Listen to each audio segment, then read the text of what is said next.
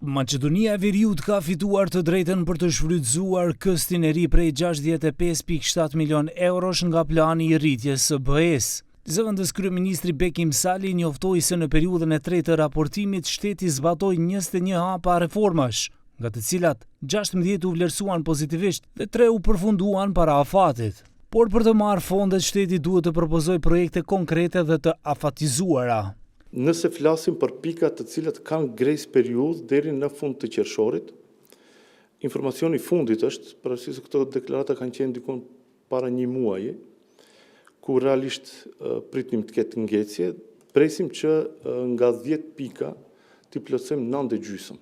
Domethënë 9.5 teknikisht të jenë të plotësuara, me atë që mbetet kjo, nëse pyeteni gjysa çka është, mbetet që një pikë të jetë trajtuar nga ana e Komisionit Evropian si pikë e cila vërtet ka nevojë për dinamikë më të gjatë, edhe ashtu është çështja e subvencionimit të energjisë elektrike për qytetarët, e cila de facto është në interes të qytetarëve që mos ta plotësojmë, apo pjesërisht me dinamikë të zvogluar ta kemi plotësimin e saj. Nga 65.7 milion euro të dhëna 30.6 milion euro do të transferohen drejt për drejt në buxhetin e shtetit dhe sipas Salit fondet e mbetura do të ndahen në projektet e zhvillimit dhe investime strategjike përmes kornizës së investimeve në Ballkanin Perëndimor. Zëvendës kryeministri i parë tha se kjo nënkupton më shumë investime në infrastrukturë, energji, digitalizim, arsim dhe kapital njerëzor. Deri tani kemi metodologji të re për finansimin e arsimit fillor dhe të mesëm. Internet dhe pajisje IT në 160 shkolla fillore.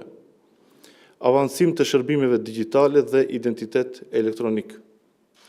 Reforma në menaxhimin e financave publike. Transparencë më të madhe institucionale.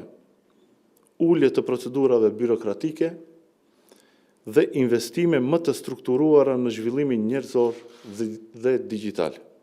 Afati për plotësimin e hapave është fundi i qershorit, pas së cilit shtetet kanë edhe 15 ditë shtesë për të kompletuar dhe dërguar dokumentet në Komisionin Evropian. Komisioni ka liruar gjithashtu fondet për Shqipërinë 49 milion euro dhe për Malin e Zi 44.2 milion euro.